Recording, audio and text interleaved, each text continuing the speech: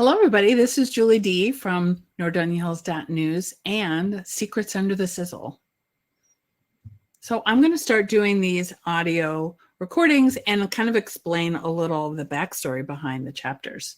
We're starting with chapter 7 because that's the newest one. In case you don't know about this series, it is a series about two sisters who have a steak restaurant and all the different things that happen around their lives. After I read the story, I will talk about the backstory.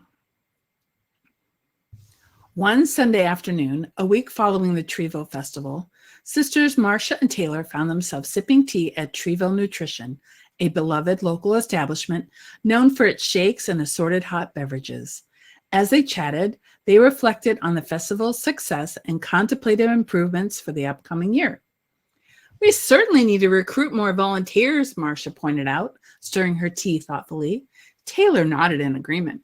"Absolutely. I'm still trying to recover from all the hard work it took to organize the event." Marcia couldn't help but smile, but the bright side is people genuinely enjoyed it.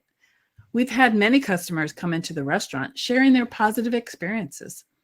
Taylor chimed in, "Yes, some even compared it to the community expo we used to host." Once they finished discussing the festival, Taylor shifted the conversation to a more serious tone. "Now that things have calmed down, we should probably report Marco's disappearance to the police."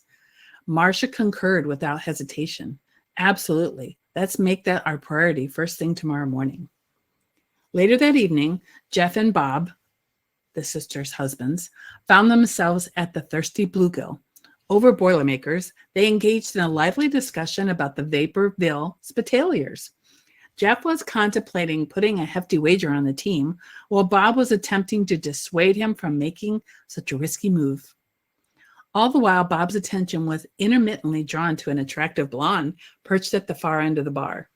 Their secret rendezvous back at her apartment had become a weekly occurrence, and he found himself speculating whether this evening would unfold in the same captivating manner. In the early dawn, the quiet town was jolted by an earthquake.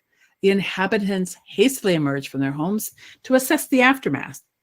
The sisters, who were at their restaurant gearing up for the day, observed the hanging mum basket swinging. They promptly assessed the Treeville app on their phones, where a notification revealed a 3.5 magnitude earthquake had just taken place.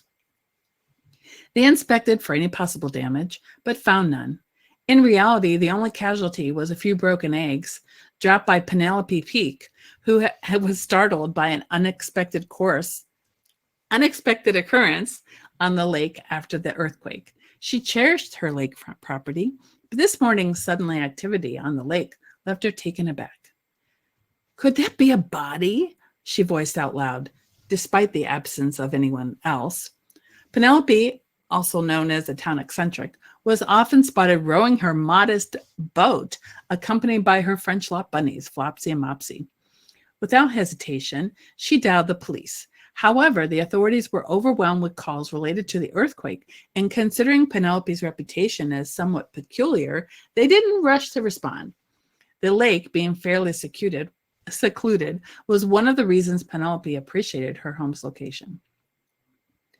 Upon completing their morning tasks, Marcia and Taylor made their way to the police station. They were taken aback by the sight of many officers engaged in phone conversations about the earthquake, attempting to alleviate people's anxieties as no damage had been reported. The sisters managed to find an available officer to whom they relayed their concerns regarding Marco's disappearance. Suddenly, a rookie police officer burst into the station, panting, and announced, "There's a body floating in Turtle Lake." The rookie had been delegated to pay a visit to Penelope, who resided just blocks away.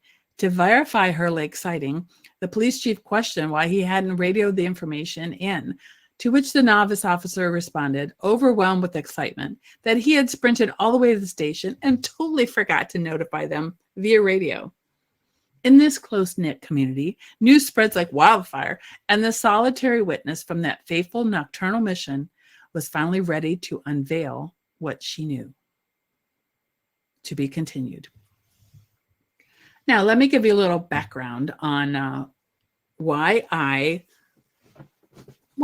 some of the characters have these names and some things that happened in my personal life that added to the story. So first of all, it mentions in chapter 7 about Treeville nutrition. Well, of course, that was inspired by Macedonian nutrition, a place where I love to get shakes, and they have like coffee and tea, and they have sweets. And it's just a lovely local hangout, and it's owned by people from the community, which is great. So if you haven't went to Macedonian Nutrition, they're located on the corner of Route 82 and Valley View Road in Macedonia, across from the Dunkin' Donuts. Oh, let's see. And they're talking about Treeville Festival. This kind of gave me vibes to the expo that I used to be involved with. And one of the problems we always had with the expo is getting volunteers. So anybody that's helped planning an event can totally relate to the fact that there's less volunteers these days. And even more so since COVID, it's hard to get volunteers.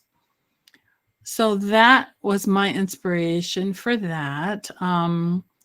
Let's see, Thirsty Bluegill. So I came up with that name for a bar. Basically, when I was growing up, we had a small pond in the backyard.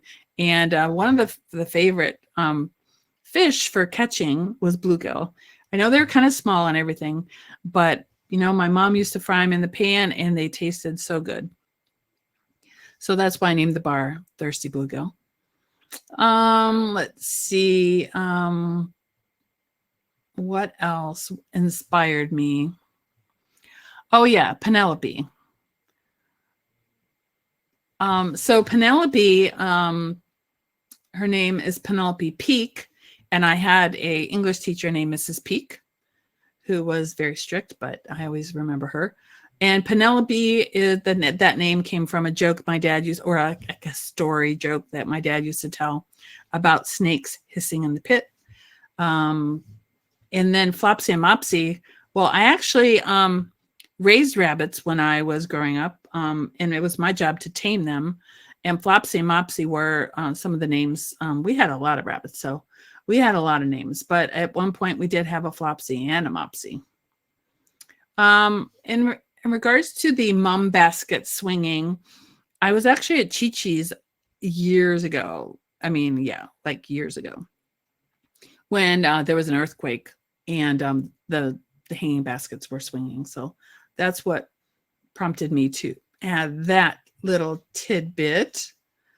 I think those are really like the big things in this one. Turtle Lake was, obviously very common lake name, and the sisters grew up in West Virginia, and my parents are from West Virginia, and they grew up in a holler. My mom grew up in a holler. So in previous chapters, there are, even more tidbits. But, check out the story. I will have a link available, or you can go to nordoniahills.news, and under sections, click on Fiction, Secrets Under the Sizzle. If you follow us on social media, you will also see the periodic postings about it. And if you go on our Facebook page, Nordonia Hills News, it is pinned to the top. Let me know how you're doing with the chapters, and let me see if I can give you one tidbit about what's to happen in the future. Well, I will tell you that the sisters did take over the restaurant from their father, and they used to work in the restaurant for their father, and now it's theirs. And I have not revealed where their father is currently, but in future chapters, we will talk about how he is in a retirement community, and they will go visit him. And their mother, I did indicate in the story a couple chapters ago that the mother did pass away when the girls were young. So, but more will be, and they don't talk about it. But in future chapters, I think more information will be coming out about that as well. So I hope you're enjoying this story. Let me know what you think in the comments.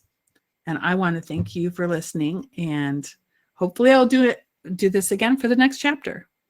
Have a good day. Bye-bye.